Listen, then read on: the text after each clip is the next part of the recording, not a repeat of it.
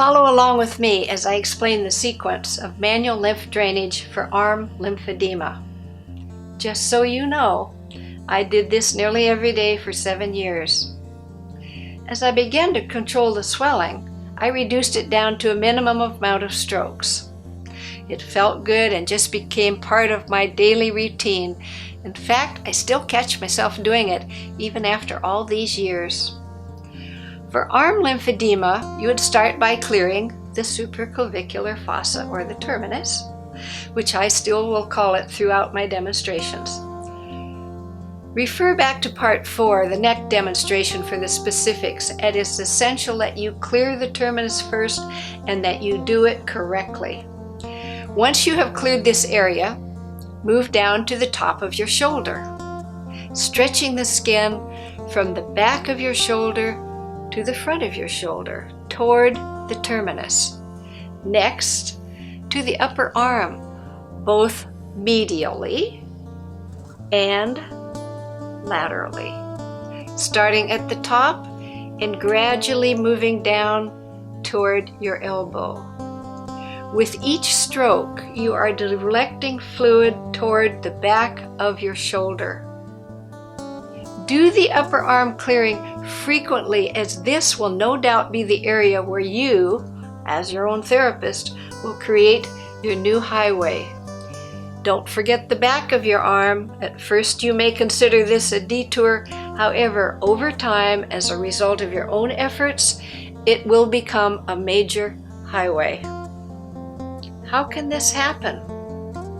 Well, think about this.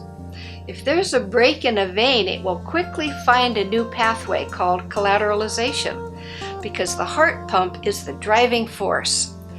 The lymph system, however, has no heart pump. It depends on nerves, muscle contraction, gravity, and now you, or some kind of external pressure, forcing the fluid to create new pathways. As you move on down to the elbow, pay particular attention to the tissue on both sides of the olecranon. This is the bony prominence behind the elbow joint. Keep track of this area by starting with your arms bent and elbows facing the mirror. You may notice that fluid collects in this area and is often forgotten in the self-MLD process. Before moving down to the lower arm, make sure you have done several repetitions of the MLD on your upper arm. Periodically, continue the strokes all the way to the terminus. When you drain the back of your arm, you will have to do 2 strokes. The first part up the back of your upper arm as far as you can reach. The second part of the stroke will be catching up with it on the back of your shoulder and bringing it on into the terminus. I'm going to do that again. Now you are ready for the lower arm, but let's start at the front, or the crease of your elbow. As you look at the circulatory chart, you will notice that you do have a few lymph nodes in the crease, as well as some on the medial or inside of your upper arm. By just laying your entire open hand over the crease, you can access all of these nodes. Gently pump this entire area 5 or more times. Now you're ready to drain your lower arm, starting just below your elbow and gradually moving down to your wrist on both the front and the back of your lower arm. Occasionally, continue this stroke on both the anterior or posterior aspects of your lower arm, all the way to the top of your shoulder and down into the terminus. When you get down to your wrist, you'll be using your thumb, using short strokes to gently move the fluid into your lower arm. Be gentle. You have many superficial veins in this area, often called an endangerment area. Now, still using your thumb, move to the center of the palm of your hand. You can use more pressure in this area as it drains down into deep collectors that carry fluid to the nodes in the elbow crease. The rest of your palm drains to the back of your hand, and that is also true of your fingers. As you're watching me do this, think about what you may do when your hands are aching or are fatigued. So many things we do are intuitive if we just pay attention and listen to our bodies. This, and this, and this.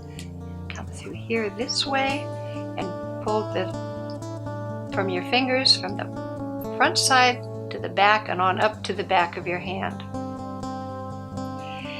You may choose to do self-MLD more than once a day. I found it very nurturing and it became second nature to me. Besides, it feels good. Twice a day is better than once a day. In fact, I did this one several times a day, knowing each time I was rebuilding a new highway which allowed me to someday shed both my daytime and nighttime compression garments. That's not to say I completely discarded them. I still keep them in my toolbox for emergencies. I was an avid gardener, and if I pulled too many weeds, it didn't work out well for my left arm. But I knew I had the knowledge and the tools that I needed to facilitate a quick recovery. Just so you know, my toolbox includes my daytime and air travel compression garment, my nighttime garment, and my short stretch bandages. So let's go back to the watershed chart again. When I first started treating myself and thinking I could no longer get any lymph fluid through my left axilla, I cleared the axillary nodes on my right side and rerouted the fluids across the medial watershed so it could drain into the right terminus.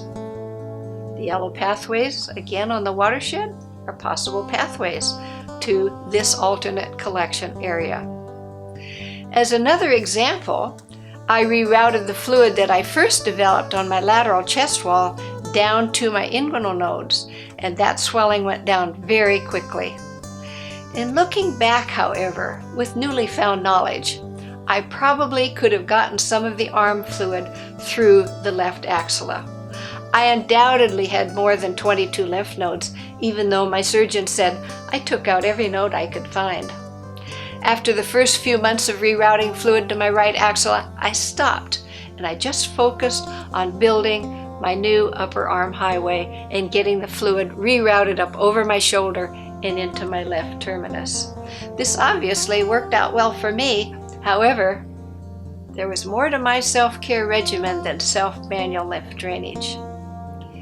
As you will hear several times throughout this lymphedema presentation, there's a lot more to lymphedema than a swollen limb. First of all, I changed my diet. Not less food, just better choices. I cut way back on the carbs, avoided sugar and gluten. Giving up sugar, however, may have been my greatest challenge. Once I realized that cancer feeds on sugar and our bodies depend on glucose or sugars for energy, I found it easier to switch to a higher fat diet so my body could switch from relying on fat to relying on fat for energy and not sugar. I know what you're thinking, but fats don't make you fat. The sugar and the carbohydrates are the problem. As a result, I lost 30 pounds, which also made a huge difference. The more weight we gain, the harder it is to control lymphedema. I exercised every morning 1 mile on my treadmill, which was followed by the self-manual lymph drainage. As I studied the lymph system, I also made the connection to maintaining a healthy gastrointestinal tract by avoiding antibiotics whenever possible and keeping my gastrointestinal bacteria balanced with probiotics and keeping the good bacteria well fed with plenty of fibrous fruits and vegetables. To this day, I take enzymes with every meal to guarantee good digestion. I have no aches or pains and consider my cancer diagnosis a blessing, as it directed me toward a better understanding of my own body and what it needs for optimal health.